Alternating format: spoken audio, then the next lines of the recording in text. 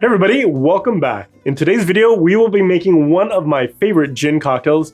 Actually, scratch that, one of my favorite cocktails of all time, the French 75. So in this video, we're gonna make the French 75. We're gonna talk about the structure of this particular cocktail and stay tuned to the very end because we will talk to you about how to manipulate that structure to come up with your own favorite versions of the French 75.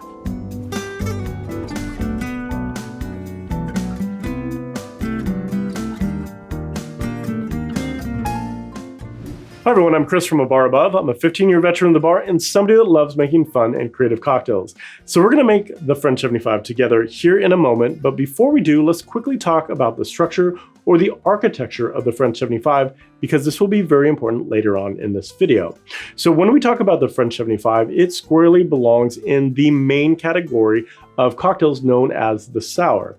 One of the identifying features of the sour is the use of acid to create a balanced drink. Now, the formula that we typically associate with the sour is 2 parts base spirit, 1 part acid, and 1 part sweetener. Those ingredients combined will create a fairly delicious and balanced cocktail. Now, within a sour, we also have some smaller subfamilies that fit squarely in the sour family. One that you may have heard of is a Daisy, or even a Collins, or in this case, the Fizz, of which the French 75 belongs. Now, each one of these subfamilies is going to have their own balance and their own twist on that main formula, depending on the ingredients and the identity of that specific subfamily. The French 75 is no exception. So there's no better way to illustrate this than making one together. So let's go ahead and make a French 75. To make the French 75, we're gonna go ahead and build everything inside of our cheater tin here. So we're gonna go ahead and add our gin straight into the cheater tin. Next, our sweetener and our acid.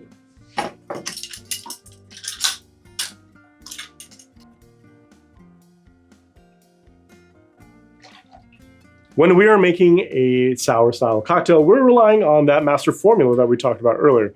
2 parts of base spirit, 1 part acid, 1 part sweetener to create a balanced drink. Now, when we are making a fizz, we're gonna have to alter some of those proportions just to make a much brighter and more lively style drink, and that is a characteristic of a fizz. So we've dropped down some of the sweetener to let the champagne or the sparkling wine really shine through and drop down some of the acid because we don't have the level of sweetness that we had in a sour. And that's what we have here. So now the only thing left to do is to go ahead and shake this, chill it down, and top it off with our sparkling wine.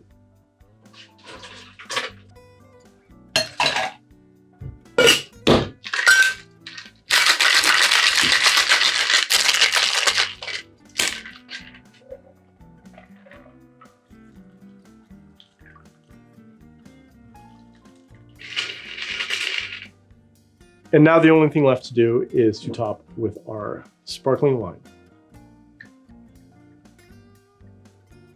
And the last step is to go ahead and garnish. And we're just gonna use a simple lemon twist.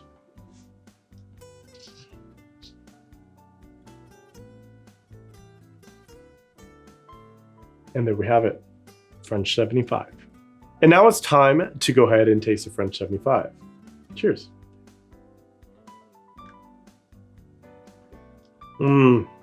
This is why this is one of my favorite cocktails of all time. It's bright, it's citrusy. You get the effervescence from the sparkling wine and the gin just comes in strong. This is an absolute delicious cocktail. So now let's talk about how we can use the architecture or that structure of the French 75 to add our own creative elements into this particular drink.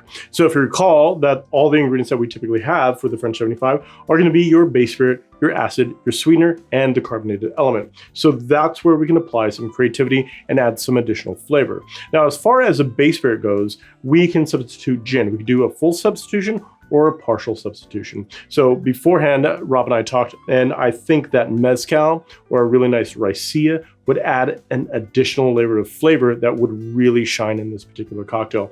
That meatiness and smokiness that we typically get from those spirits would be really delicious in this particular drink.